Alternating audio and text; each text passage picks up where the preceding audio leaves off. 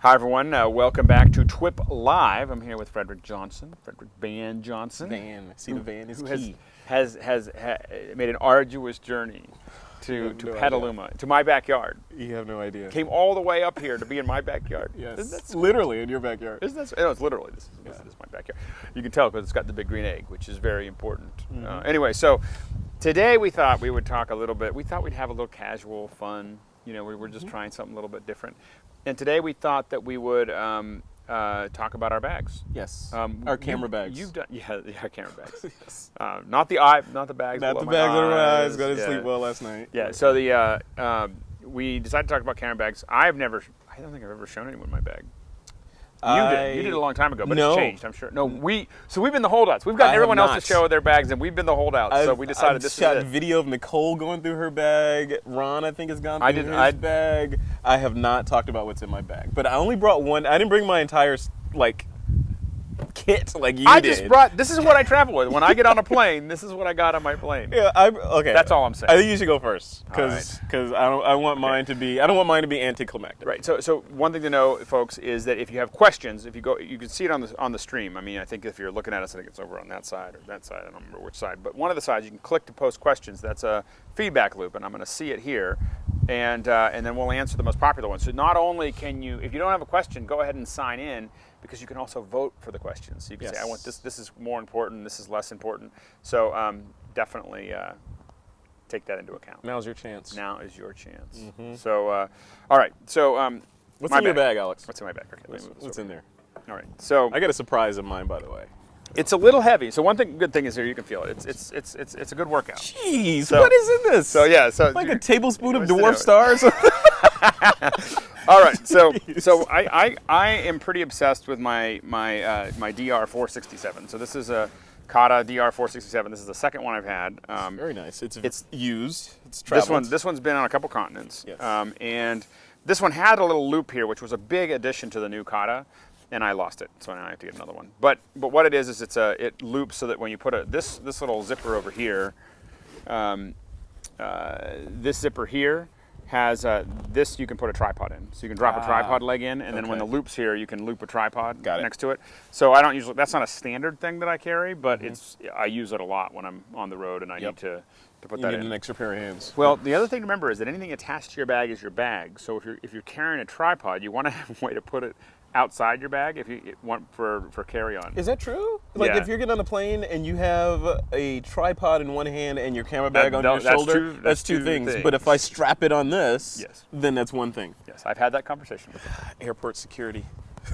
The key is when you get into a line at airport security is to look for other people with large bags that you know they're not going to stop, because then they stop you and you go, and what's different about my bag from her bag? Right. And then you can start like a little riot because she's not going to give up her bag. And it's usually it's some woman with like way too much stuff from New York, and she's not. They're like, doesn't fly a lot. No, I'm not gonna. No. And she's from New York. She's not going to give it up. And they're like, they look at her and they go, yeah, you could go. Yeah. So anyway, so this has 3 major compartments and a bunch of little ones on the front. How do you? I guess we'll break it all out before you start going here. You got a lot of stuff in bag, right? So you got a lot of compartments on your bag. Yes, and it's very important. I'm very anal about my. But how do you keep track of what's in what? Like I have bags. I have a ton of bags, and I generally don't use all the little pockets on them because I lose stuff. Right. So I have rules in my head. Yeah. So camera stuff generally goes down below. Sometimes if I'm not carrying enough lens stuff, I'll put drives down there. But otherwise, camera stuff goes in here. Data goes in the big middle one, and computer things that tie things together. So you should back up then. So the stuff that you're about to show us is for who? Like this is when I travel for a videographer that's going on a mission somewhere. This isn't for a videographer. This is like show my bag. And so this is like when I go to Africa or when I go to Europe or when I go wherever. This is what my bag looks like. This is exactly you the way can I cover have a bag. anything that you could possibly encounter. Maybe not anything, but I can cover a lot. Generally, and so it's not pure camera.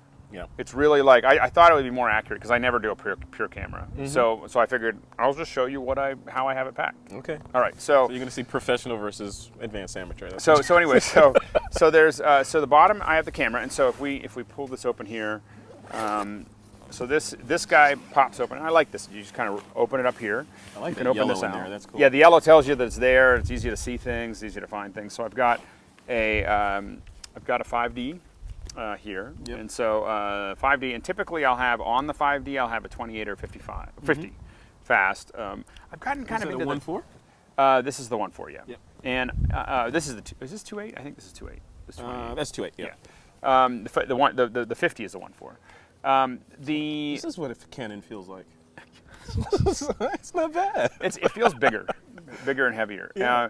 So now I typically carry a zoom lens. So this is a 24 to 70. That's my most standard zoom lens. Yep. This is a Sigma. It's a 2.8 as well. It's a 2.8. It's a Sigma. It's a Sigma. Yeah. I was just too cheap to get the. Because remember the show we did. I travel a lot. I feel like I will say that I feel like the Sigma is. I feel like it's a little. I don't think it's as sharp as the Canon is, and so that's my opinion. But I carry it around and there's a certain level of how much do I really want to be traveling all over the world with, and so I may go back and get a Canon L series. Now, do you have the cheaper lens because you know you're going to be banging it around and you don't want the more expensive glass, or do you just get it? I know you didn't get it just because it was less expensive. It was. We were buying a lot of stuff at the time, and so when we bought it, I was just like, I can't justify. You probably bought like 15 of them, right? Well, there was 3 or 4 of them that we were buying at the same time, and so I was like, it was a big difference. It was like $4,000 difference between the two, and so that's why I stuck with that. So that's the kind of the zoom lens that I tend to carry around. Yep. And then I have a walk-around lens. This is 2.8. Yep. And this is really the 28 is really my walk-around lens. Like I don't like having a big lens on my bag, so I tend to put it on only on when I really feel like I'm going to need it. Yep.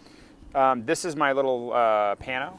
Oh, nice. So this is the bottom half of this. I might have to keep this. Yeah, that's the R1. Now this is designed. That's like aircraft aluminum. Yeah, it's like really well made. This is the Nodal Ninja, and this is what it goes on. So basically, now I find that it bends no matter what I do. You can get a this is a 3/8 inch insert. You can get a quarter 20 insert for it as well. But what I do is I put it straight on the top of the tripod. I've gotten really good at just changing the legs. It does have you do have a water level, a level here, a bubble. Yeah. So I can level it out with the legs pretty quickly, and I find that it's just much more stable, compared to the heads that I would have to carry around that are big enough to handle the weight of the camera. Because what happens is this essentially.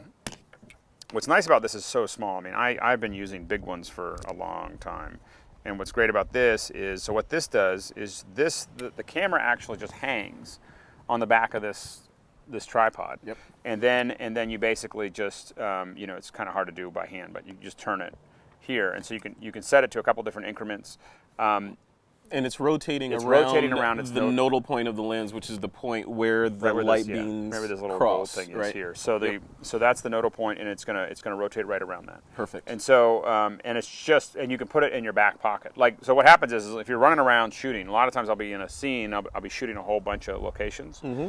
And one of the things that's great about this is I can put this in a cargo pants pocket, and this just stays on my camera. And I put the tripod back, and I can walk around and set it down, open it up, throw the thing on. Boom, boom, boom, boom, boom. The one thing that you have to make sure of is that this autofocus ring here, you got to make sure that the autofocus ring is on the out, is not here. I shot a whole bunch of stuff in Pelourinho, in Brazil, and like where? How do you know? Is there a line? The little line where the autofocus ring is. It's where the ring's moving. What happened was on a wide angle when you're looking at your screen with a line in there that says this is the nodal point. No. What I'm talking about, you got to make sure that this is just make sure your autofocus is working. Okay. Because when you're out in the sun, you can't really tell, and you think it is. Yep. And I shot everything that are great. They're great for lighting maps, but they're a little soft for reflection maps, and so it was a little bit of a bummer. Made me sad.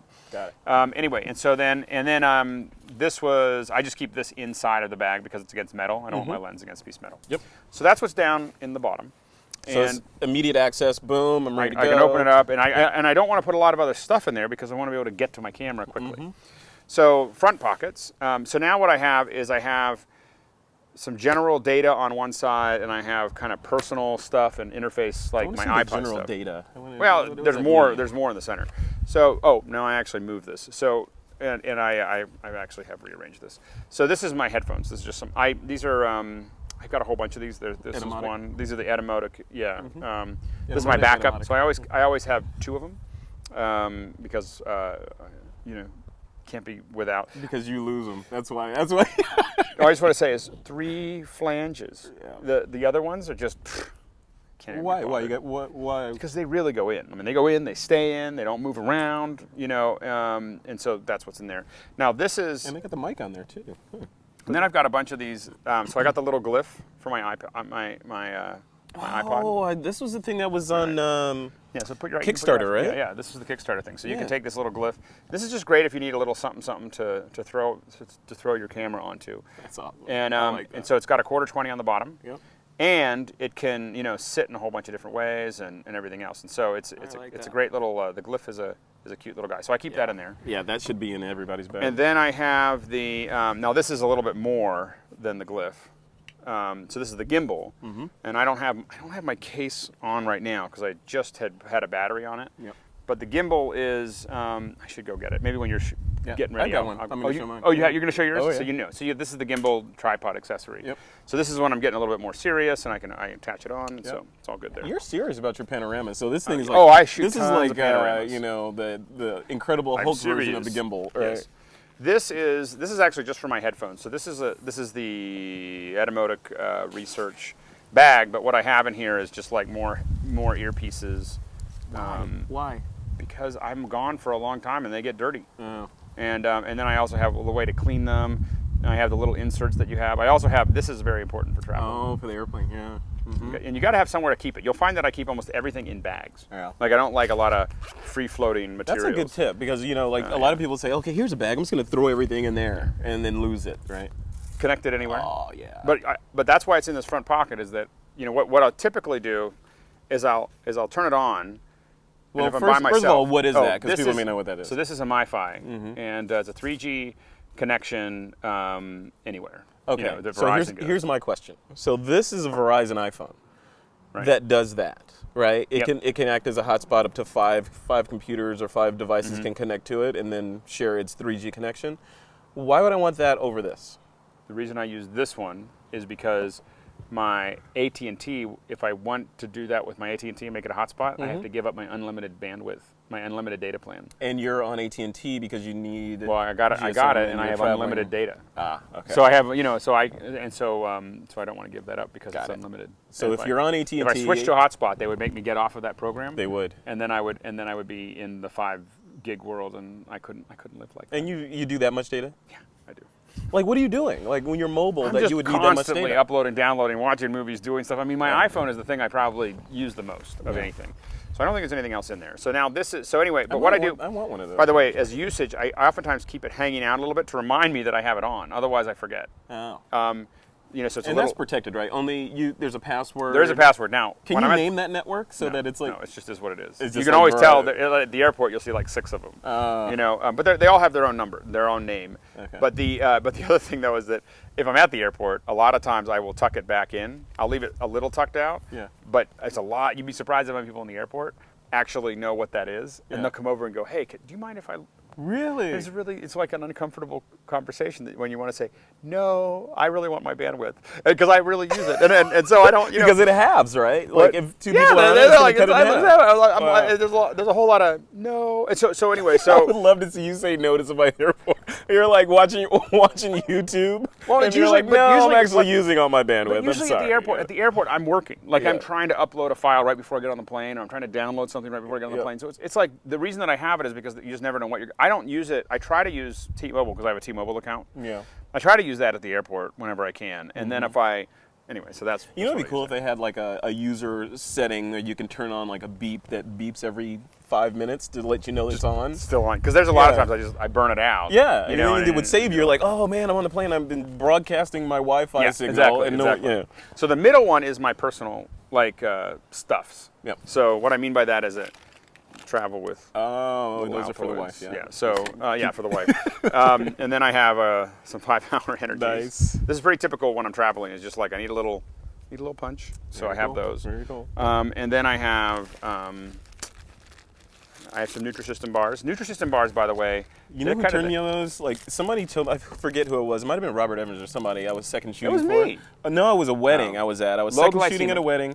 Those things will save your posterior region if you've been shooting all day at a wedding and you start crashing at the end and they're still dancing and you're like, oh, crap. They're better than any Nutrisystem bars, even if you're not on a diet. These are the best bars to be like. I have the guys will tell you, and I have usually a bag of them at that I just set out on one of the tables. Yeah. It's like if you're hungry, just get one of these because I feel like if you're getting sugar lows, this is the best thing, and it's low glycemic. So what ends up happening is people don't. And this was not paid for by Nutrisystem, by the way.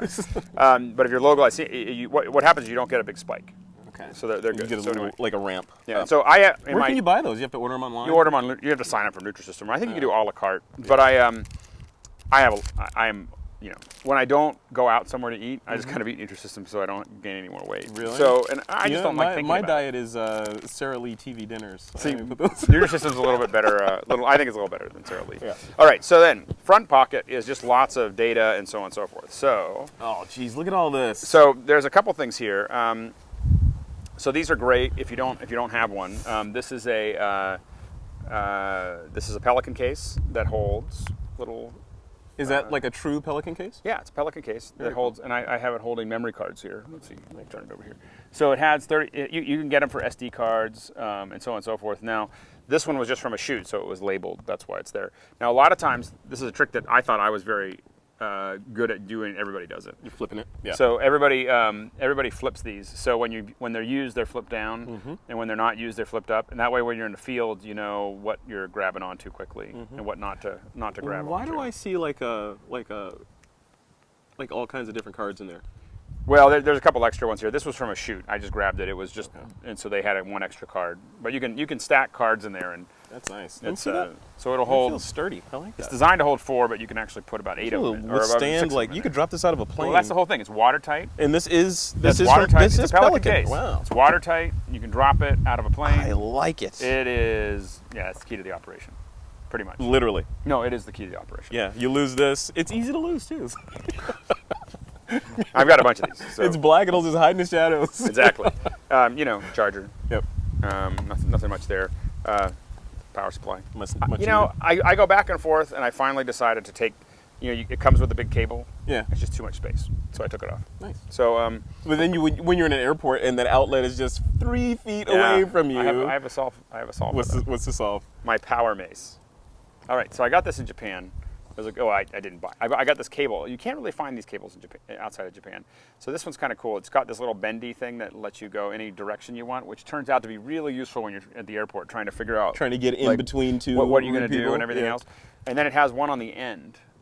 So if you look at that, it's got one on the end, which turns out then you take one of these like 3 to 2s. And you just pop it in the end. An instant fire hazard. And now I've got, it is a fire hazard. Hey, but I'm in the airport, So anyway, so it's got, I can do 3 prongs and then 2 prongs, which is enough to, like, when you're in the airport, you take, because usually, here's the thing, is that you always want at least one of these. Yeah. These guys here, because usually someone doesn't want to give up their charge, but if you say, hey, can I just put this in between? They feel pretty bad about not letting you do that. Yep. But if you slide this in, now you got 5 outlets. So you can just charge everything that you're sitting there in the airport. Yep. So, and it's got your little extra cable. So I'd rather have it here. Would you let the guy that came by to ask if you could piggyback on your Wi-Fi, get some of the power off of there? Yeah. No, that's fine as long as I got a free one. Yeah. So then I always carry 2 drives. This is I use these ruggeds pretty often, but I use a lot of different things. I mean, these are they're rubbery. And these are cases that you can buy, or these drives. Those are drives. There used to be enclosures. I think they still have them, where you can buy enclosures to put your old MacBook Pro drives into and get more use out of them. Yeah, these are just drives. Okay. But they're not that expensive. Like a terabyte is like $180 or something. Yeah. So what's nice about these ruggeds is here, I'll turn this way. What's nice about these ruggeds is it's triple interface, and so you've got USB 400, 800 connections. Now they don't have Thunderbolt yet, but eventually, they will. And so anyway, I always carry 2 because I have an aperture library on one of them, and then the vault on the other one. Oh, okay. So every night I'm putting everything in the aperture library, and then at night I just say copy the vault. So back up the vault. So one thing that I quote you on all the time is that you typically say things don't exist unless they live in 3 places. when you're traveling, is that usually true as two. well? It's two. Two. But so it's maybe I get it CF into card two. and both of these then, right? So that's three. I try to hang on to that CF card at least until I get home. But usually you're traveling, you need to go through the CF cards. Yeah. So you put them on these.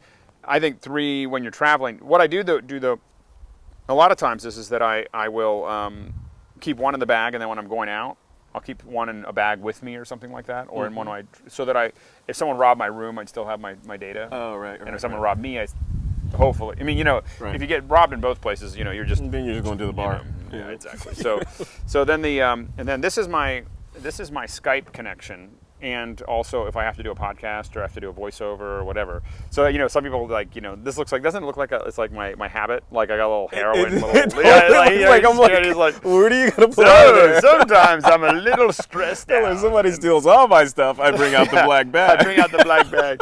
And I open it. Wait, here comes the reveal. And then I open it, and they're looking at all my little gear. Oh, that's awesome. I just bought all that stuff. Yeah. So this is a connection for actually the wireless mic that I'm wearing right now. This is for the Sennheiser little like stereo connector there. Yep. And then this is a X2U. So when I'm traveling, this is the nice super compact USB. So it's a USB connector with a XLR. With an XLR. So that's my little connector there. And then I have this is the big XLR connection for let's see here. This is a Countryman. So this is what I actually use when I'm traveling, partially because it's great sound and everything else, great, yeah. but also because it's really small. It's like a nice little, and it's great if I need, if I'm going to carry one thing. And then this is this is an auto.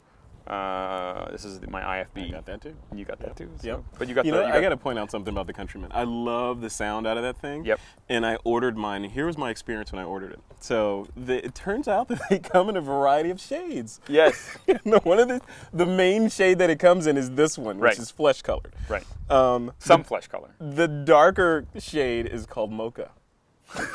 It's like, so I got the mocha one. You got mocha. You got mocha. Does it match well? That's all right. All right. Depends on how much sun I got. Yeah, exactly. So so then I have let's see here. So I have another camera, 3D camera. I like taking this is a little Fuji. Oh, wow. Hold on now. Come on. Oh. Hello. There we go. Oops. Oh, and Hello. the battery. Decisive moment. Got it. So there you are, and you can kind of see it. So wait a minute! Look at that. So watch it. We'll go like this, and then he's in kind of. Oh, look at that! So it's pretty cool. And so this is my little. Now, if you take 3D pictures with that and plug it into your 3D flat screen, you can totally see it. 55-inch. It looks like it's coming out into the room. Mm-hmm. It's pretty nifty. So, and this is only like $300. It started at $600 when I bought it, and it's like. I knew sitting next to this guy going through his bag, I was gonna I'm gonna spend at least $2,000 sitting here. I knew it. I'm up to like 300, 400, exactly. 500. Clean your monitor, stuff like that. Yep. So I don't buy pens because I don't really like. Steal them from the wind. No, I feel like I'm paying a lot. So I have a lot of pens from hotels. Like I just put them. So I have usually 2 in my Scotty vest, and then I have 2 in here. Yeah. But I'm just kind of like I'm constantly. And then when people ask, so typically you fly into a new country, and you have to fill out those little forms, and they always ask you, hey, can I borrow your pen? You're never gonna get that pen back. No. So I give them one of my. my. You may not want it because you don't know where they're coming from. Well, you just give it to them. You You keep that pen. But the bottom line is you give it to them, and then they never give it back, and then you get it at the next hotel. Yeah. So that's what happens there. That's cool. And then love this little guy, this little lens pen. Yep. So this is boop. So you got a nice little, Yep. Clean it off. And then you have the little squeegee. Yeah, I have that, and I'm scared to use it because I feel like every time I use it, I'm like, I feel like there might be a piece of sand on that thing, and I'm like, I blow on it and make sure, but I gotta tell you, it works great. Yeah, so it's awesome. I use it like just very carefully. And then so then I have a little bag of tricks here. So and you see all this stuff coming out. Now, what I want to know is like, okay, Alex has his bag, it's packed. You're on your way back from LA, driving back to Petaluma, and a spaceship lands on the side of the road. Yes. It's only going to be there for like 20 seconds. I can get it all out because my camera's in the back, in the bottom. You can get out and get ready and get the shot? Yeah, the cameras are in the bottom. All right. The cameras are in the bottom. They're in their own separate little piece. So you can get the 5D out. Exactly. You got it. And so then I have this little guy here, and this is just the standard cables that you would need. So this is an Firewire 800 CF reader. Ooh. It's a lot faster than the USB version. and they're very hard to find. You got to order them online because you can that's never from find them in a SanDisk? store. SanDisk makes them, and they're fast. Okay. And then iPod charger. Yep. And then you have the standard. I got an HDMI to HDMI, 800 to 800. Good grief. This is for a DV camera to FireWire. Yep. This is from an 800 to 400. Let me tell you.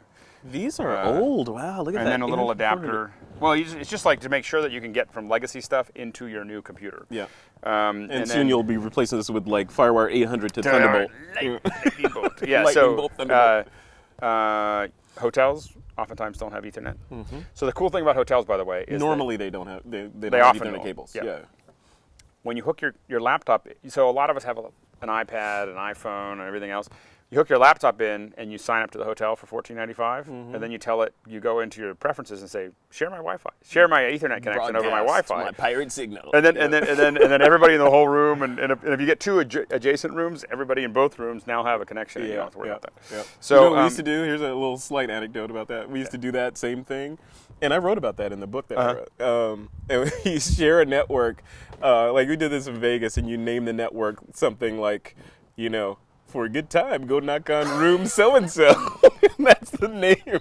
That's the name of the network.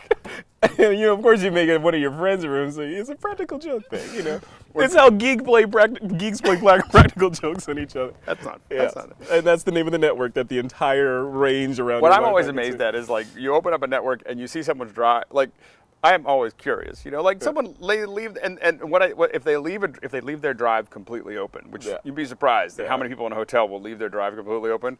I write a text message that says, I am another computer. I'm on a computer somewhere else, and your computer is totally open because I left this text message on your desktop. And I just put it on their desktop, and then I walk away. It's just kind of like it's like and they're lucky you're you because you could have put anything you wanted on their computer. That's the whole thing. That should, and it always at the very end it goes, this should scare you and ... a lot. Be afraid. Be very afraid. Yeah, so anyway, all the different USB flavors that you can get into, and a couple of them usually. So anyway, so that's the cabling. And then through that same one I have, this is Andy and Atco got me hooked on this little case. So I speak a lot. Oh, look at that. And so this You're is like an Apple Store. You're like an Apple Store in a bag, right there. So I speak a lot, and you never know what you're going to have to connect to when you're speaking. Yeah. So you got to connect to, I got to connect to HDMI, or I got to connect to VGA, and I got to connect my iPad to VGA, or my computer to VGA, or my Mini to VGA, or convert one to the other. Yeah. So there's like and I had this all in a bag, but Andy showed this on Mac Break, and I bought one, and it fits perfectly in the bag like this. I want that. I put it face down so that it's nice and flat. Oh, what goes in the zipper in the back? I don't put anything in there right now. Wow. I'm still working on that. Yeah. I'll find something. Refining the system. So when you're flying, this is a HyperMac, and I don't have the other cable with me right now, but you plug this in, and it basically is another battery or two. It's like 10 hours of storage for both USB and for your computer. So USB a lot longer. Yeah. So if you need to plug in your iPhone or your iPad or whatever on the plane, and I have a lot of long flights, and a lot of times the worst ones are, it's not just that you have a long flight, you're a hop in between, like it's 3 hours or 2 hours, you can't get everything charged, and you still want to use it on the next flight, and so carry around. It's a little heavy. How long does the charge on this? How long does it take to charge this, and how long does it last? So like if about 10 hours. It lasts 10 hours, and it charges in I think 3 or 4 hours. Usually I just charge it overnight. But you have I'm sure you have like a checklist of things. Okay, I'm traveling tomorrow internationally. I try charge to the HyperMac. I tend to just I just charge everything. Right. Like and that's on the list of things we charge. How long does it hold its charge though? This one I haven't charged this one for a month, and it's still got 4. So it's been sitting there. Cool. And I don't use it all the time. You don't want to rev it too often, and you really want it to be around. That's probably why it lasts longer too. Yep. Okay. Yep. So that's the end of that thing. And then the last thing is just there's more. There's the computer. So here's I'm trying to get past this, but I'm still taking the 17-inch because it is it gets stuff done. You'll notice, by the way, should I put that on there? So this is like the workhorse. This is the workstation. One of the things you'll notice on a lot of these, let's see, is so you'll notice this. So on a lot of these, you'll see these. You need, if you don't have a P-Tech, is it P-Tex? Is that right? One of those P-Touch, yeah. The P-Touches? Yeah. If you don't have a labeler, you're crazy because it is we label everything. so everything's got little labels on it everywhere. Why? Because A, you know whose is whose, and B, you I can show you this because it's all empty. Like none of this is actually any good anymore, so you guys can see it. And so you guys moved from there. So. Yeah, exactly. So if you look at this, feel free to go visit. Yeah, you can go here now. There's a Men's Warehouse there now, so don't worry about that. So anyway, but what you see here is this is what we do. So if you lose it, someone knows whose it is and where it is. A lot of times, also when you're working with production crews, you end up with people just not knowing whose is what. So if you label everything that's yours, you have a much better chance of getting it back. Yeah. And I've lost it and had people call me, email me, like stuff like, you'd be surprised how, you got to give people a chance, to be honest. You always assume it's going to be gone. Yeah. But a lot of times they'll actually call you. And again, there's a lot of us with the same bags, with the same drives, everything else. You got to know whose is whose. Yeah. And then we typically name them all, so I know which one's which. The top one is the English name, and the bottom one tends to be the backup name. So there's a backup that it's backed up to. Wow. So Jeez. and then so anyway, so then this is this guy, and then that's the computer. And what's the and then this is my little flyaway kit. What's the configuration of this? It's not the newest one. It's the last one before that. Okay. So it's 17-inch, and then otherwise pretty well decked out. 4 gigs, 250, whatever, all that stuff. And then I have this little guy. This is what happens is you get stuck in the middle seat or in coach, and you can't open this guy. Yeah. So this is the little one that I can keep on working and get stuff done. This is the 11-inch Air, which I love, and I just wish I had a little bit more real estate. I can't quite do Photoshop work or presentation work on this big one. Yep. But this little guy here is just great, and this has got. You just bought one of these. I did. This is the little Incipio case. I just bought one of those cases, copying off of you. Which is awesome. It's just you will not regret. It's going to stay in this case forever. Yeah. And then the last thing that's on there is usually the iPad. So this is the last little bit of it's all slid into that pocket. So with all this stuff, Alex. And someone asked me. There's a question online. Have I ever weighed my bag? Yes. I said, a tablespoon of dwarf star is what it weighs. Yeah. So my bag weighs usually it ranges between about 38 and 45 pounds. Yeah. You have a little curvature of the spine to prove it. Yeah, no, it's actually a really good exercise. Yeah. Here's the one thing that I am really careful about is that I don't.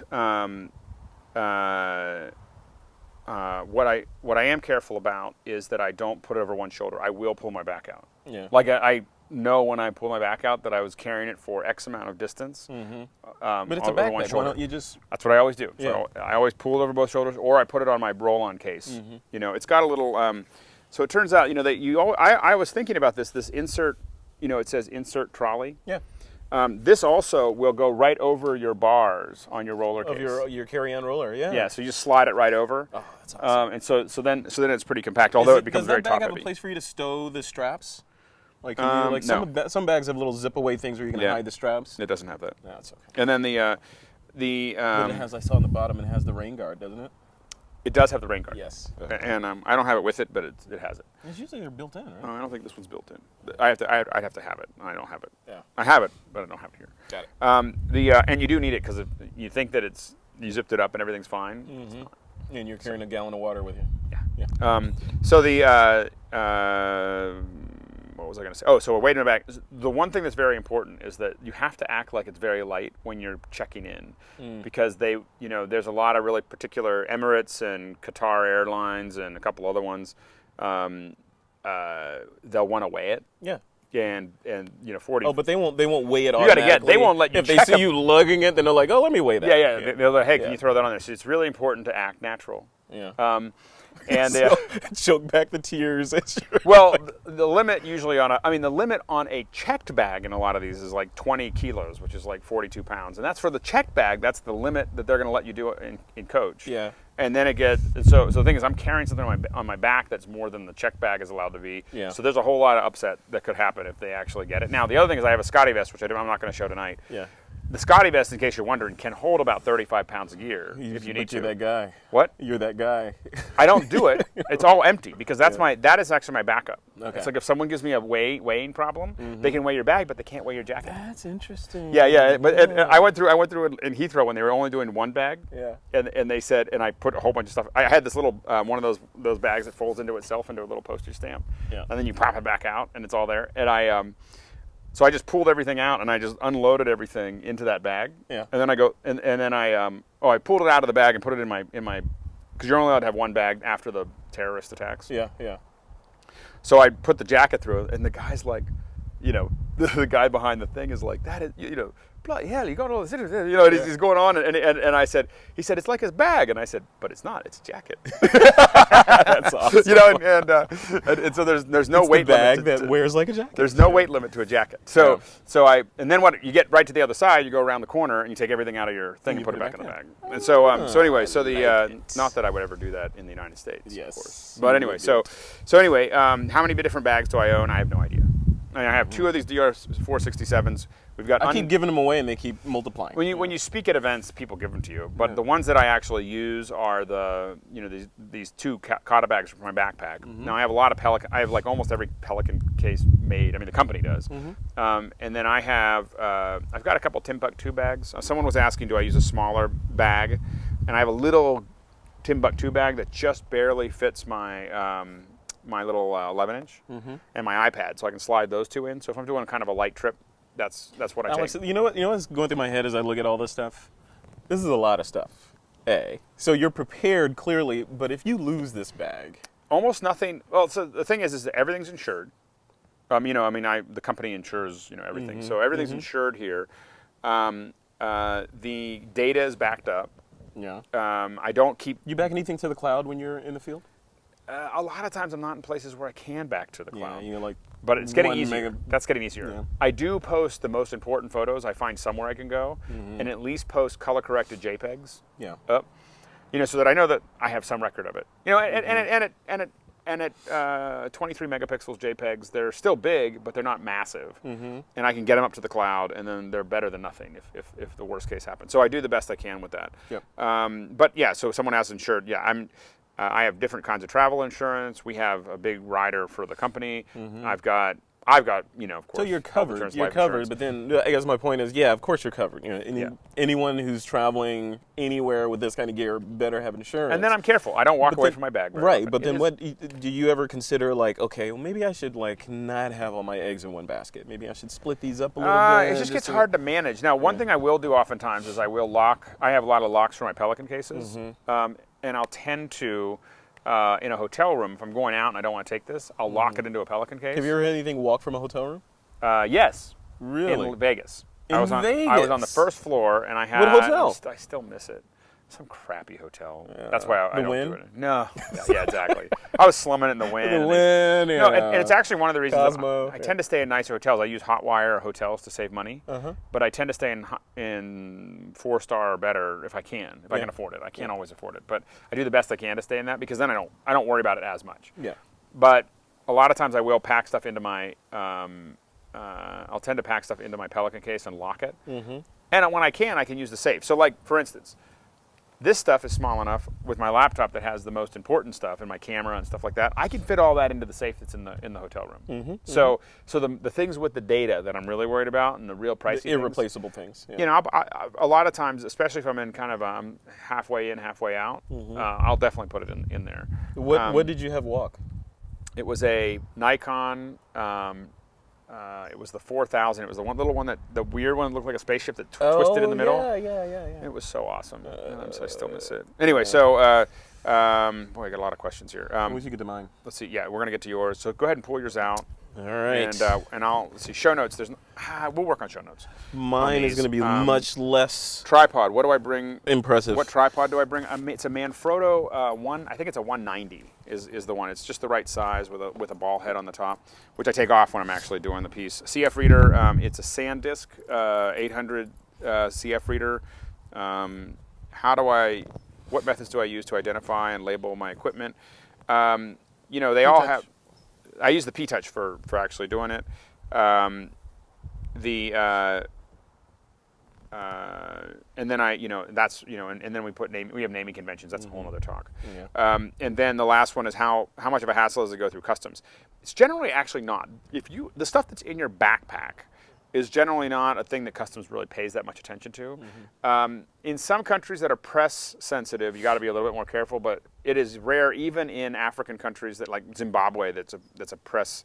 Now there's certain rules like let let the customs agents grab onto a couple fish, like a couple wildebeests, before you go through.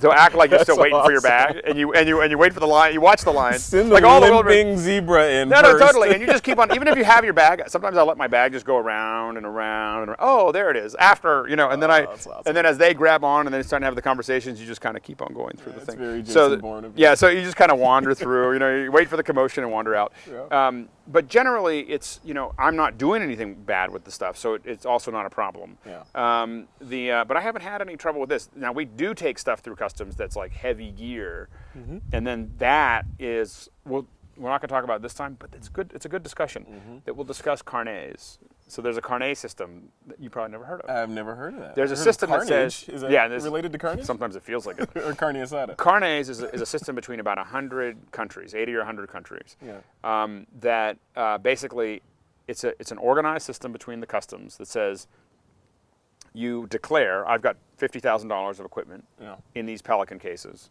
and I know where they all are, and I know how much they're worth, and everything else, and I'm going to bring them back. That's all they want to know in customs, is that you're going to, whatever you bring in the country, you're going to bring back. So then you go to the customs on the way out, and you have them sign these crazy papers. Yeah. Then you get to the other country, and when you enter it, you have them sign those papers. And then when you come back out, you have them sign the papers. When you come back in, you sign. So you have a trail. It's like an evidence trail. Yeah. Of I left this country and entered that country, and then left that country and entered this So country. you're not trafficking stuff. I'm not trafficking anything. And sometimes they pay a lot of attention, and most of the time they're just kind of like, yeah. Like they just sign it and you're off. Yeah. So but the bottom line is you go through that process. It costs a little bit of money. How many times have you been in and out of the U.S.? I don't know. Like lot. countless? Lot. I mean, it's been 4 or 5 times this year, but it's pretty common, and what's really complicated is you need to take the gear from one country to another, one foreign country to another. Yeah.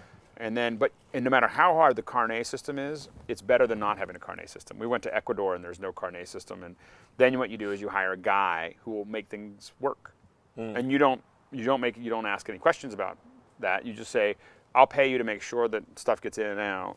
As a service fee. Oh, that's kind of cool. And then he knows everybody and does all the things that need to get done, and he does whatever he does. I like it. And then outsource it. And then our guys get it out of get your in. hair. Yeah. So that in that the technical term for that is a fixer. A fixer. That's actually in the industry. That's what it is. Really? And isn't that the guy that was in Pulp Fiction? Yeah, exactly. A fixer is you always hire one local guy when you're coming in, or usually a couple. Yeah. But you hire. Usually you have one that's just a fixer, and what they do is they know all the officials, they know what the rules are, they know where to go, they know what and if you're shooting for a TV, like who's your fixer? And I remember when we were shooting for Travel Channel, and they said, who's your fixer? And I said, what's a fixer? And then they never trusted me again. Oh. They were like, this guy has noob. Yeah, like we are officially scared. So anyway, So branded. So I don't have that problem anymore. Your turn. All right, what's in my bag? All right, first of all, set the stage. This is not in my bag. I'm a photographer, and I'm just a photographer. And my stuff is my bag. This is actually the exact same kit that I brought on the photo walk that we just did just this past weekend on the Embarcadero in San Francisco. But it's designed to be relatively lightweight, and I don't have anything in here that I don't think I'm going to need. Now, I got a bunch more gear at home for different things. Right. Like if I'm going to go, I'm going to Yosemite, I'm going to need to do so-and-so, so-and-so. I'll bring specific things for that, and they'll go in this bag or a similar bag. But this is a general kit that I thought would be good for just like every situation. And it's very luxurious when you can do that, because it's like, this is my standard bag. That's like what I travel with. Yeah. I love it when I don't have to. So you have something I don't have. This is my friend. Aww. This is a Speedlight SB900. This is Nikon's top of the line Speedlight. And the reason I have a bunch of Nikon Speedlights, but the reason I like this one for a number of reasons, but the main reason is it can act as a master. If you look right there, it can act as a master or a remote. It was slave, and then you changed it to remote. So remote meaning... Sounds like a Depeche Mode song. Totally. So remote meaning that I can have any number of these. I forget what the max number of remotes that you can have. And I can trigger and control them from one master. So this can act as a master for all the remote strobes that I can do the Joe McNally thing and light up this whole backyard if I want with a bunch of these. So I have like 4 or 5 of these. And that's the SB900. I'm just going random in no particular order. You did not have this in your bag. Oh. Why did you not have this Because in your bag? I just don't have enough room for it. You don't have enough room for a little balloon. No, So I this should. is and it so says Canon on I it. have a rocket. I have one of the rocket ones. Yeah, same thing. And I just didn't. I don't have it. It's not in my standard pack. Yeah. But it's in my. It's usually in my suitcase. So part of my routine when I'm like going out on a shoot, like a photo walk, whatever, is I take all my stuff out, make sure everything has batteries in it, make sure all my cameras are charged, CF cards are ready, Right. you know, everything's ready to go. And I also open up my cameras and blow, you know, the mirror off, you know. And I don't typically, I don't touch the sensor, and you know, I have like a specific routine that I do when I want to go in and make sure the sensor is clean. But on a normal basis, when I'm going in, I'll just, you know, blow everything off and blow off the back of the lens element as well. So Right. and put the cap back on there. Invaluable, like $1 or whatever. Yeah. Sometimes free. Yeah, I have one that looks like a rocket. It's got like little like. I don't know why that one's any better or worse. It's just. Ooh. The Spec Grabber from Kinetronics. I knew Alex was gonna like this. Same thing he has, but this lets you grab. This is charged with, I forget how it's charged, but it's charged with something that makes it attract bad things again, photographer. So it Off your sensor or off your sensor. Yeah, Ooh. yeah. So you just go in and boop, cleans things right off Without touching it. without touching it. That's Yep. a good thing. Yeah, it's awesome. Keep it in this little case, and you're good to go. And we're going to talk about cleaning sensors and what We they should look have like. a whole show about There's that. a whole show about that. Here's my little lens cloth. Yeah. Everybody should Everybody have this have in one. there. Everybody have one of those in your bag. And speaking of lens cloths, lens cleaning paper.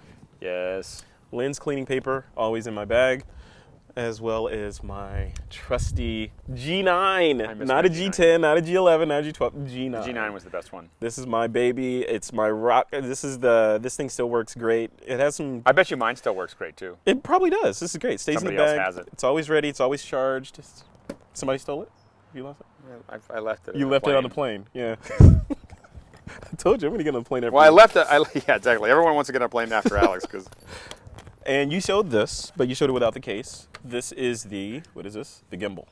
yes. This is the gimbal. Oh, And wait. this- Oh, the question is, remember, if you have questions for Frederick, you got to go. If you're watching the stream, on the side you'll see a click, and you can not only you can go and you can vote for questions, you can ask questions.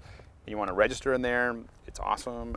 Do it. If you haven't done it, you can sign in as new user and make up whatever you want. It just has to Do be, it. you know, like that. So, All right, I so want anyway, to show this gimbal, because this thing is awesome. the gimbal is awesome. So this is how it came, right? Here's my iPhone 4. It's a case. It is right? the best case for the iPhone, in my So opinion. I can slide it in there. I put a Just little- by itself, even if that's all you use it for. Yeah, so now it's a That's case. Case for my iPhone, my camera goes through there. But if you look here, on the top Tricky, of the gimbal, there's this little tiny slot, tricky, that is designed to go in the top, or go into this thing, right? So, which means I got my little tripod, I can stick this in there like that, and boom, look at that. I'm ready to shoot.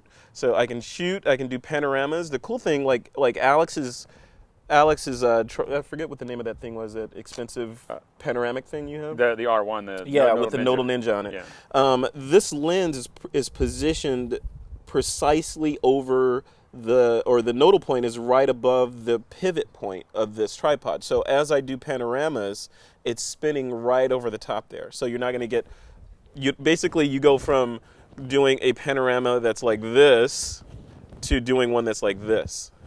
Yeah, and it works great. And like Yeah. with something like photosynth, it is like magic. Yeah, it's Ta-da. perfect. And, And then you can do cool things like this, right? So you can turn it around and boom, and now I have a little. Yeah, little viewer. Yeah, And the whole thing folds up into nothing. nothing. It just goes You know? away, And then not only that, they have that other little piece. which goes on your tripod, right? This screws right under your tripod, so Yep. you can have a full size Yep. tripod and pop it Did you right notice on. that? Yeah. Yes. Yeah. So it has a little jack there that'll screw onto your tripod as well. Yeah, and the So- Pro one is the way to go. Yeah. They moved the price down a little bit. It was $149, now it's $99. Yeah. And at $99, this is the tripod to have. It stays in my For your bag. iPhone, yeah. It has found a place in my bag. And speaking of things that are in my bag, Alex, please tell me you have this. I don't have that. Not only is it a little Awesome. reflector, it's a little reflector little to add a gray. little, see, so I can put some highlight on Alex, just like that. See that? Looks better already. But I have a Target. Look at that. And what would I use this for, Alex? Well, I'm looking at the your different colors here. So the thing is that now you can make sure that you're getting good blacks, good whites. Yep. Making sure that everything's sitting in there. That's awesome. And Yep. so the target, I imagine, is so you can make sure it's your focus center. Yep. You can fill screen without figuring out, okay, now where am I actually pointed at? Yeah. Yep. It is awesome, and it is made by PhotoVision. So our good friends over at PhotoVision.com, PhotoVision Video, you can get that. And it came with a disc. Oh. I don't know what the disc. Instructions on how to open Instructions on how to get it back in the bag. They do take a little, getting it back in is a little bit more challenging. We have a couple questions here. Sure. Someone said, it's the PowerShot G9 is what you have. That's right? the G9, yeah. That's the G9. They're way up to G12 now, I think. Yeah, but I like the I'm G9 still in the was G9. the best one. Yep. Will the show discussion be available for download? It's going to be on YouTube, and eventually they'll be available in some of the podcasts. We're not sure exactly where it's going to belong. The organizer that I had that had all the adapters is called Grid It, and we talked, and that was from Andy Anatko.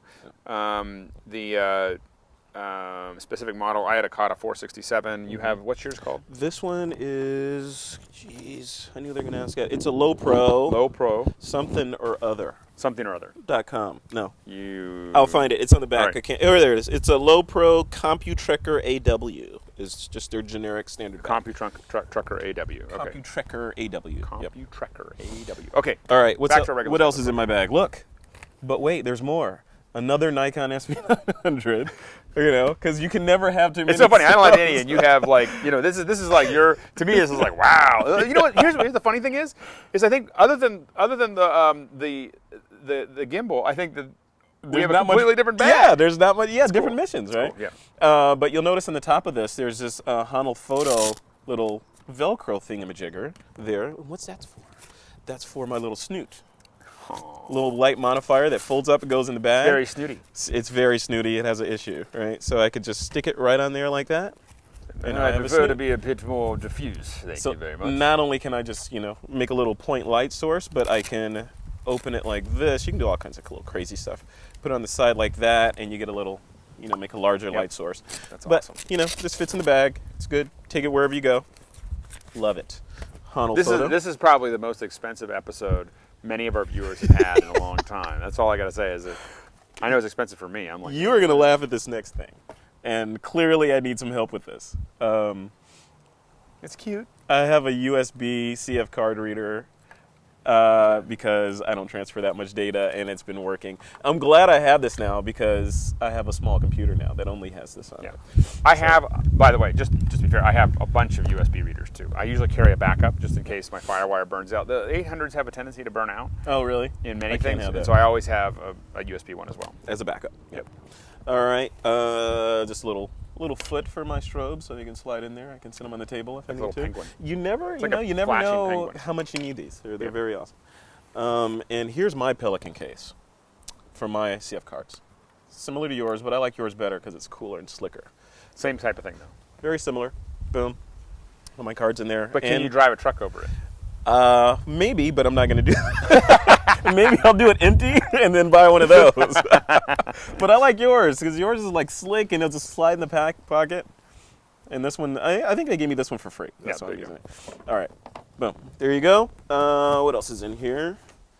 Oh, there's that little piece. Look at that. That's what you're There you go. Yeah, that's a tripod piece for the gimbal. For the gimbal guy right there. And then up here, I'm just emptying out my bag. This is just a USB reader, just to throw stuff on if I need like to. And for some reason I didn't have one in there, but usually I have a couple. Yeah, like we're in different hotel rooms. Like here's some shots. And one of the things I do is I tend to have one or two gigabyte ones. Yeah. And then one big one. The big one is the one that I keep. When someone says, "Hey, can you give me a file?" and it's like like a little a couple shots. Yeah. I give them the 1 gig one because if they don't bring it back, then you're good. Yeah, you don't have to worry about it. It was $10 or $5 or $2 or whatever. And this is just another card that just sits in there. Usually I keep this one in a pocket in the bag. These are the cards that I work with all the time, and I use these, so they go in here. This is if something happens and I lose that, I still have a card. Right. So this is like the backup that sits in a little pocket. It's a little 8 gig. I don't, it's UDMA. It's fast. Yep. And then on to stuff. It's my favorite little lens here. This is a 1.4 50 millimeter. Yeah. 1.4 50 millimeter. Tiny. It's tiny. It's pretty. It's light. You put it on your camera, and people don't think you're a real photographer because your lens is too small. Yeah, exactly. So I love that. You can sneak up on them. And then you come out with this. This is my Nikon D700.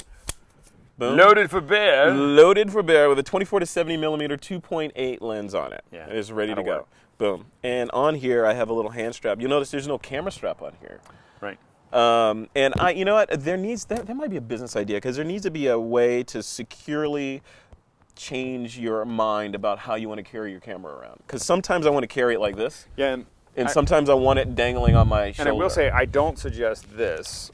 So this is one thing Kata's got to fix. So this one actually took a bit of a hit. Yeah. I don't know if it was this one. I think it was my other 5D. But one of my 5Ds took a hit because, see, this is the one thing that is.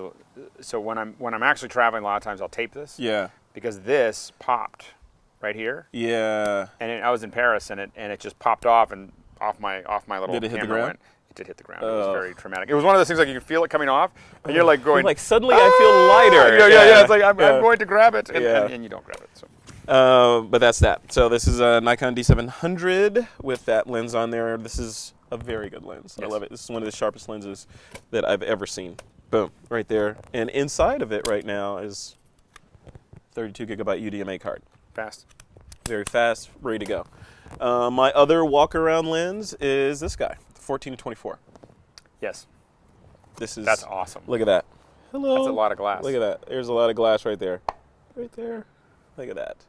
Wow. That is. I got some serious lens envy there. That's all I gotta say. That is a rectilinear lens, and it is. What does rectilinear mean?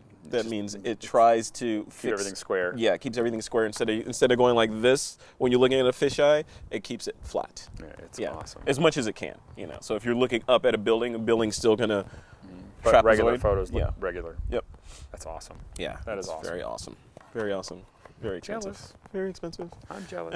And then everybody should have one of these. This is the older 24 or 7200. Yeah, I have a 7200. I just don't care. It's not It's not part of my standard kit. Yep. So what you're looking at, this. If someone said, okay, I'm gonna go buy. I got some money. I'm gonna go buy the standard stuff. It would be this right here. It would be the 24 to 70. Like if you're gonna go do weddings, right? And you don't know what to get, but you have some investment. You have some investment dollars. You get a 7200. The 24 to 70, not this. This is the 14-24. You wouldn't necessarily need that, so we'll put that off to the side. We get these lenses. You get a 7200, a 24 to 70, the 50, fast 50, and your strobe, and then rent everything else. Yeah, rent everything else until you're making money. Yeah, exactly. And then start building. Then you start adding this kind of stuff in. But when you're using it all the time, it's great. But otherwise, just rent everything. Yeah, totally. And the cool those are the things you'll use all the time. The cool thing about these strobes, like this, I think it's the same on the Canon side. But this, like I was saying at the beginning, this SB900 can be used as a remote or a master. But you can throw it into remote mode, and if you have like a D7000, D700, or something with a built-in strobe like this one, this can become your master. Right. It won't affect your exposure, and then it controls any number of these, as long as you can see them. Right. That's the main problem with it, because they're line of sight. As long as it can see, because they actually send out a burst of like Morse code, pre-flash with the exposure data and all that stuff for all the flashes. Just like brrr, all the stuff happens before you even blink, and then it takes the exposure. So as long as it can see it, it can do the right thing. But if you can't see it, like you got it on the other side of the wall or something, then you need to go RF or Pocket Wizard or something like that. So, and that's it. And then here's that's almost not there. There's one more thing. But wait, there's one more thing. There's always the laptop bag. Oh, look at that. There's the baby. It just arrived yesterday. Oh, in the mail yesterday. The case or the computer? The computer. That is. Sorry, I'll take yours. That is the new Thunderbolt 11-inch. That's all I want to say right there. Thunderbolt right there. Thunderbolt. Can you see it? Can you see the it little, might be. He's little trying. lightning bolt? Can you get to it? Anyway, that's a Thunderbolt connection. Thunderbolt connection right there. So now that goes in my camera bag. That's awesome. And tomorrow this will have a case like that on it. Yeah, it will never come off. Yeah, it's just great. Yep. It's really worth having. Yeah. Well, that's what's in my bag. So if you have any questions, this will be a real short, not a real short show. It's already been going a while, but it's going to be a shorter show if you don't ask any other questions. We had one other question that we haven't answered. When you have to be away from your bag, what of its contents do you pull to have with you when the bag is not the thing to carry? Oh, you can't carry a bag with you? When is that? No, my camera and usually one of my drives is the kind of thing that I tend to pack away with if there's like a fire outside and I heard some screaming, I need to get my camera and shoot. It's coming just like this. And all this stuff can stay. I'm taking this. I got to make sure there's a CF card in here. What was funny with me is that if there's a fire outside, it's not my building. Well, yeah, that's not in the building. It's just something happening that you want to go shoot. But it's my building. Yeah, I'm going to take the data. What I grab. Yeah, well, this has a CF card in it, right? So. Right, exactly. But yeah, if I just need to go, if I can't take any of this stuff with me, it's going to be this. Right. It's the 24-70 and the body, and I feel like I can capture most situations with this. Right. If I'm doing walk around stuff, like a photo walk or something, and I want to do portraits, I'm going to probably use this. It's a 50. It's sharp. I can get in close. It has beautiful, bokeh in the back. It's wonderful. It's interesting. I find myself using this less and less. Well, that's why I used to carry it around a lot, and then I was like, that's a lot of weight. It's a lot of weight. And I'm not using it as much as I thought I would, and so I tended to not use it. Wedding shooters, of course, live by this. I mean, this is a standard issue for wedding shooters. Well, it lets you be a little ways away and get up close. Yeah, because you can't could you kiss the bride one more time? I want to get, you gotta be in there closer or even longer than this. Right. And like you were saying before, this has got VR, so this is VR, yeah. Yeah. Like you were saying before, if you can't afford this kind of stuff, never fear, because you can do some crazy shots with just this. Yeah. One of my most frequented photos on Flickr, it's a shot called Hot and Wet. Mm-hmm. Probably because of the title, that's why I got so many views. But it's a shot of me sticking my hand in a shower, a hot shower with steam, and I shot at a high shutter speed with this. Right. And it's awesome. Yeah. Go check it out. It's on my Flickr feed. And the best camera always comes down to the camera that you have, and having a great little camera is awesome. And I haven't really ever found another camera that I liked as much as the G9. Yep. And they're hard to buy now because everyone who has one doesn't want to give it up. You ain't getting mine. So that's the real issue there. And so. So this is our little collection here, and if you have anything else here, I'm gonna check the questions again. Carolyn, do we have any other questions that I missed?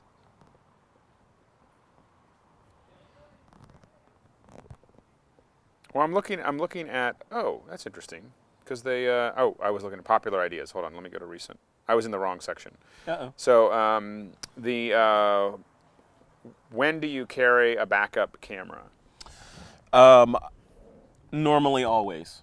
Like if I'm going someplace where I can't readily go back home and get another camera, then I will carry, like, this is what was in this is a photo walk kit, right? Yep. So it's not critical. If I don't get a shot, I can whip out my iPhone and take pictures. So it's not mission critical stuff. But if I'm going on like a wedding or a model shoot or something, I'm going in the middle of the desert where there's nothing that's readily accessible, I'll take a larger bag. Yep. Usually it has a telescoping thing. It's a low pro as well. But inside of that will be more lenses and a D3 as well, which is my other camera. Yep. So all that'll go in there, and I'll take it with me. And I have two 5Ds and I put the body in for the other one, and that means I have to pull out. Usually, I pull out the pano lens. Yep. That's kind of a specialty lens. Yep. Or unless I'm doing a lot of panos, and then I pull out the zoom lens, and I just commit to that what I'm really doing here is shooting the wide stuff. So it depends on what I'm doing, but I commit to one or the other. And it's great also when you're in an event or something's happening to have two cameras, because you can have one set to a nice fast wide, another one with a zoom. Yep. You can jump back and forth if you need to. Yeah. It's great. And especially if you're doing interviews also, if you're doing video, having two cameras, the big thing with, you feel like, I only need that straight on video, but having that side one lets you cut away every once in a while and edit. Right. Like that. Right. The reason you need that other angle is so that you don't have those little jump cuts. Yeah. You can actually get around. Yep. What do we think of the Rapid Strap S?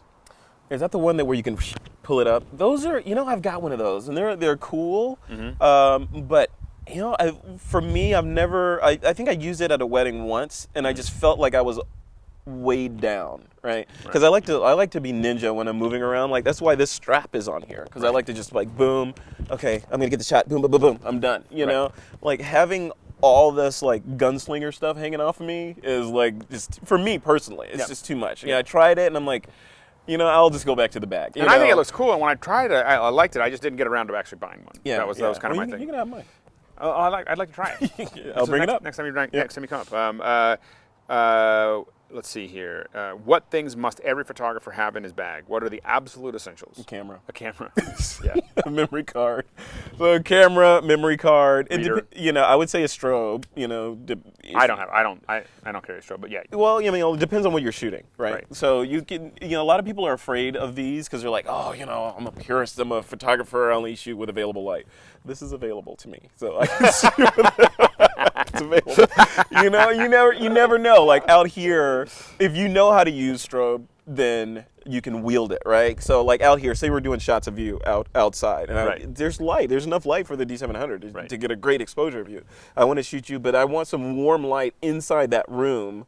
I could put an orange gel on this, enslave, turn it on, put it in remote mode, and put it in that room and light up the room, and shoot you with it. So I can do things like that. Whereas without it, I'm limited. I'm like, okay, maybe I'll put it in Photoshop. And I think, I really think that's a limitation of mine, is that I'm really good with setting up lights to light things and put stuff around. When I take pictures, I have to admit, I have so much experience around available light that I'm really good at understanding how I want to deal with that, and I'm good at thinking that way. And I just, we should do some flash stuff. I think that's one of the things. We should totally do that. And one of the things in the new studio is I think we've decided we're going to set up that little cove area in the back. Mm-hmm. I think I want to talk to you about setting up it as a photo studio. Awesome. And then that's where we'll shoot. We'll have you come in and shoot a model and just let people watch, and that's going to be one of the next things that we do. Awesome. So you got to have something to clean your lens. Clean whatever lens you have. It can be the little blower, it can be the lens pen. You got to have something to be able to get that dirt into off. a routine. Like before you go out and shoot, not just like, okay, there's my camera bag, I'm gonna grab it, I'm gonna go shoot. Get in a routine like in the military. There's always like this checklist before you do things, right? Mm-hmm. Okay, this is the night before. Especially wedding photographers know this. The night before a wedding, you're always nervous anyway. So the night before the wedding, you want to make sure everything's perfect. All your batteries are in the charger. Your CF cards are formatted and ready to go. You got backups of everything. All the lenses that you thought you have, and they're ready. Clean your lenses, make sure everything's ready and sitting by the door. That's your sort of pre-flight check. One of the big things when you're traveling is pack the night before. You're done the night before. So like when I'm packing, I am in a bag, totally packed up, ready to go, and I'm simply everything's there. I have whatever out just that I need that morning. Yep. But everything else is in a bag, all packed really nicely and everything else, because I don't want to have to think about that, because typically I'm leaving at 4 o'clock in the morning, and I don't want to think about, like... Don't be that guy that's like trying to pack the like an hour before the flight. No, don't do that. Yeah. And then someone wants to see your whole bag. My whole bag? Show us the bag. Show us the bag. It's nothing special. It's just a bag. This is the, what was it, the CompuTrekker AW. It's a regular, generic old bag. How heavy do you think it is?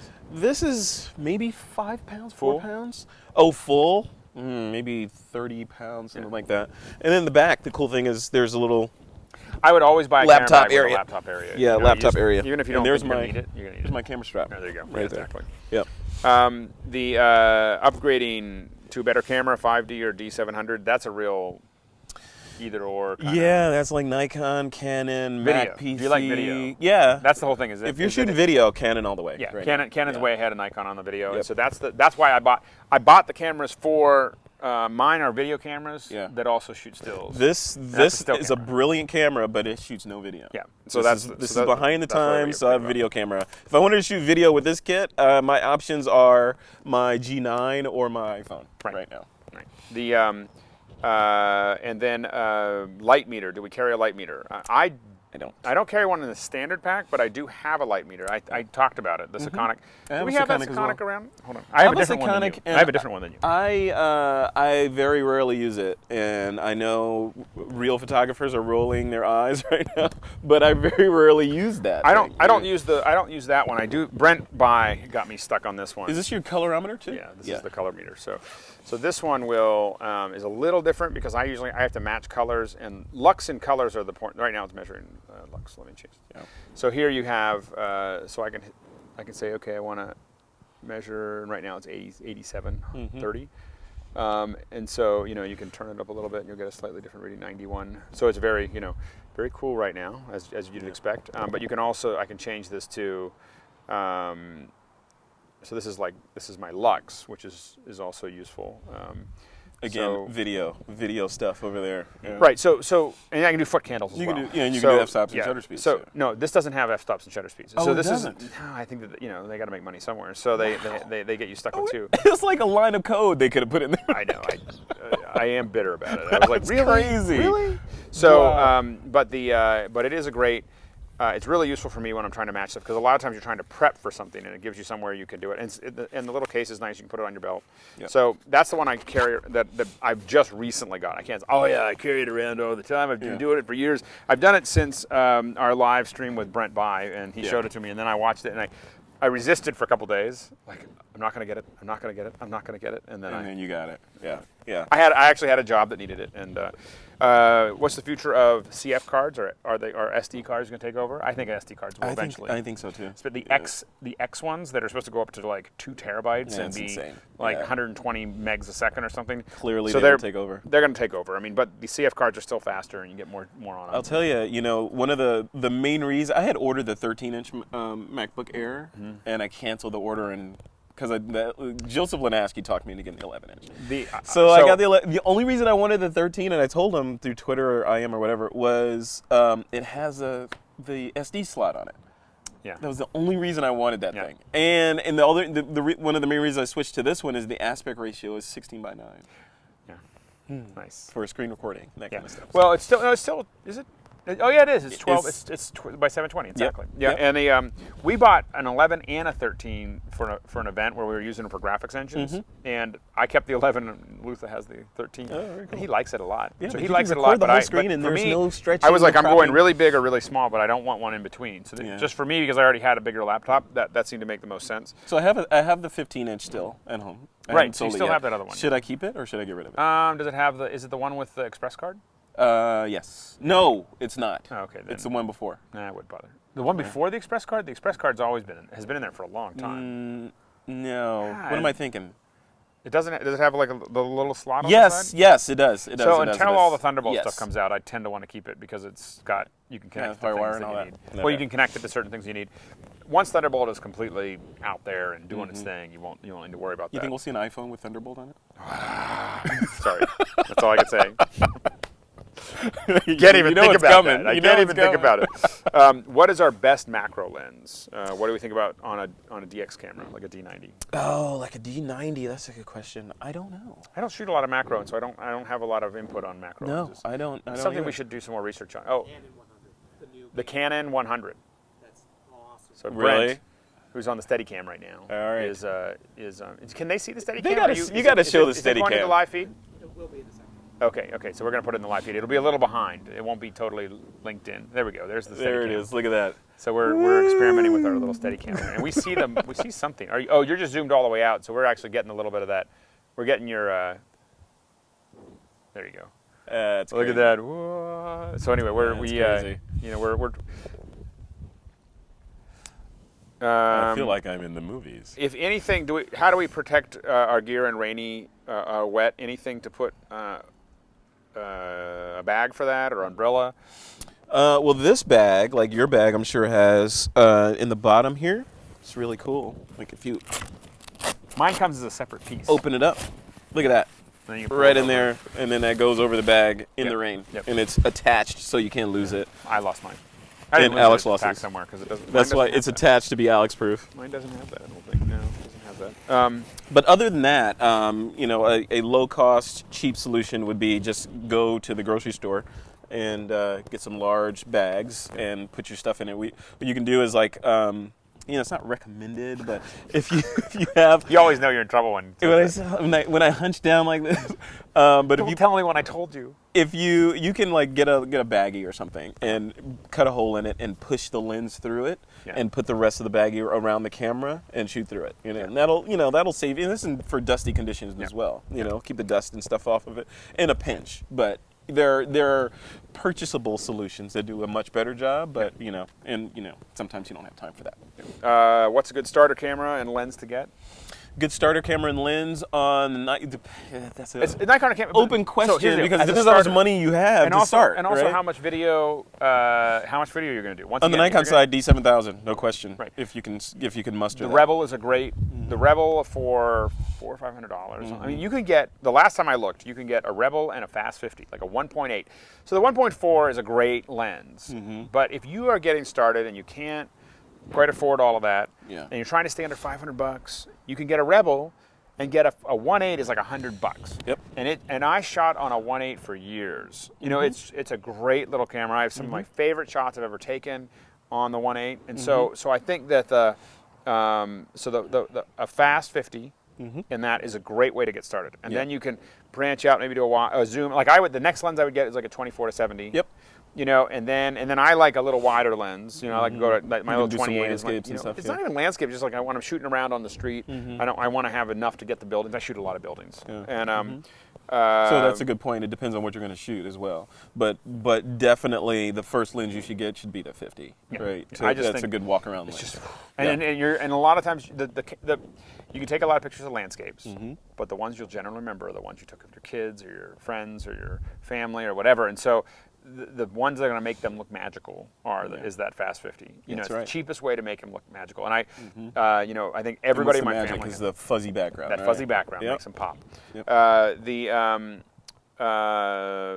Let's see. We're getting lots of questions now. So the D3, where's your D3? You didn't bring it. I didn't bring the D3. There you go. And that's a good point because the D3 has the same sensors as D700 in it, right? So, and it's bigger.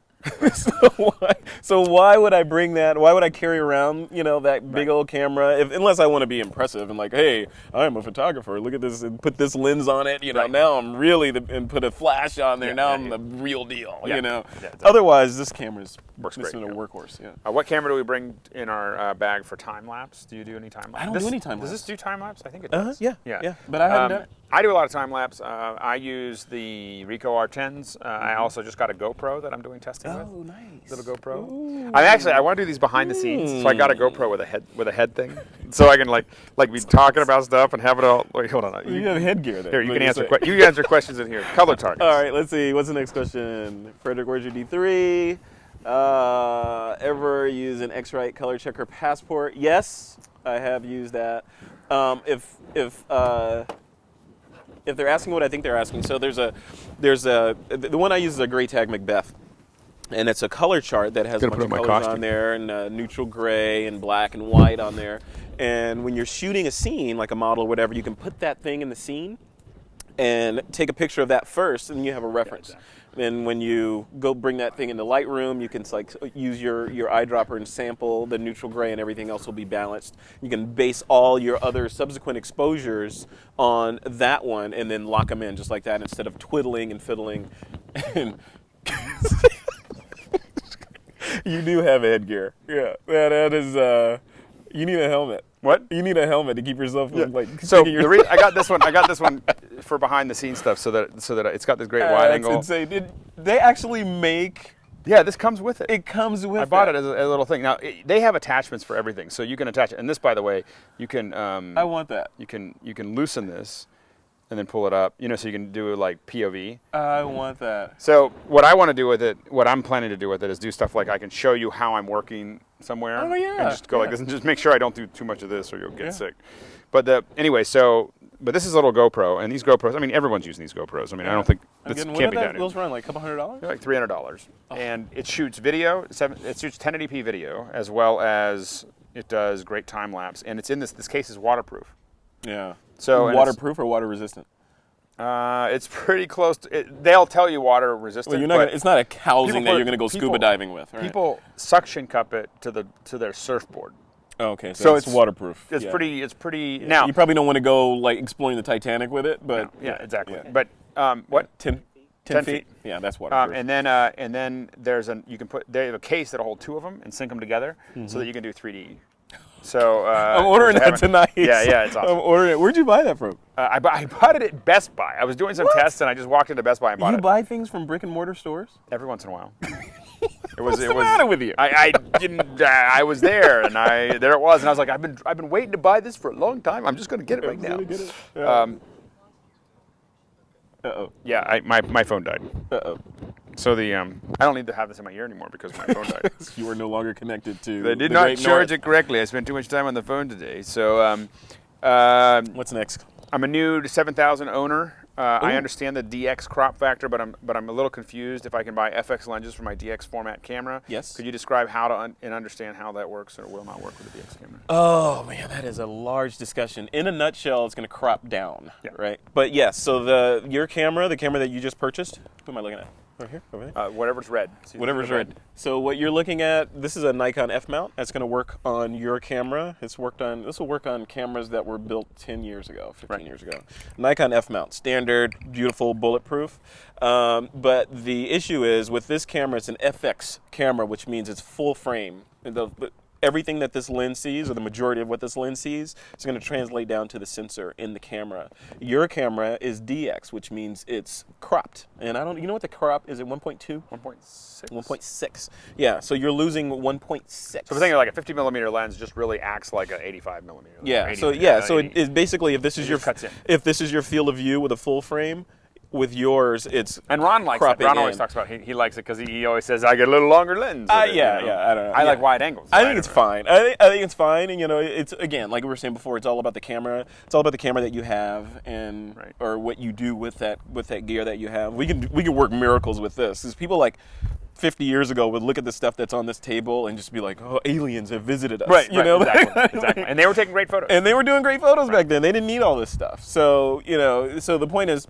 Yeah, so with the crop sensor, basically it's just saying a narrower field of view is using less of the sensor. If you use a DX lens on a FX camera, it's going to use less. And yes, and you can use the bigger lenses on your camera because they use the same mount. So. Opinion of HDR? Do you shoot much HDR? I'm going to start shooting a lot more HDR. I tend to shoot a lot of HDR. I don't compile it all as HDR, but I tend to shoot in brackets. I did some stuff at HD. I did some HDR shots of the AT&T Park. A couple nights ago, and my opinion of HDR is a polarizing topic, right? Because people, with great power comes great responsibility, right? So people can shoot HDR and push it way to the left and make it look all surrealistic and painterly and all that.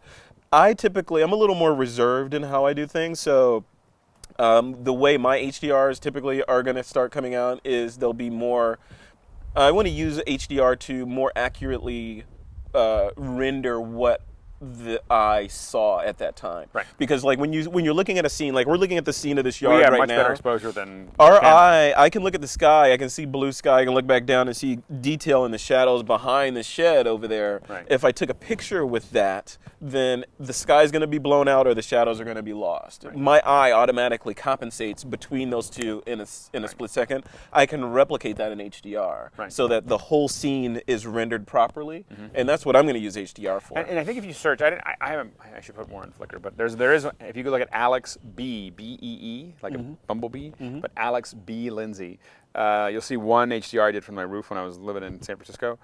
And I didn't go overboard, but it still I just found it. I hadn't looked at it for a long time, and I was like, wow, that was kind of a nice photo. I should do more HDR. So it's but it's good. fun, and I'm not. That's not to say that pushing things so that that they're HDR. There's nothing wrong with that. It's just art, right? It just becomes artistic representation of that scene rather than what I was describing, which is trying to more accurately render what was there and do something more photojournalistic. Like, okay, so now we can actually see what the person that was sitting in that seat saw, rather than this is what they'd see if they had alien eyes. Right. And by the way, Nikon crop factor is 1.5, Canon is 1.6, so it's slightly different. We corrected. And then I know that I know you like the Canon firmware hack, but I'm confused about how to import the files in RAW format. I assume Aperture and Lightroom do not natively import that format.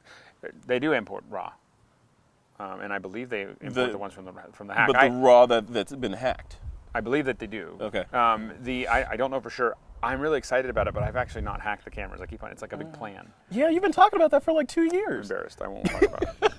You were all excited when that came out because of then all this additional stuff that you got and you didn't do any of it.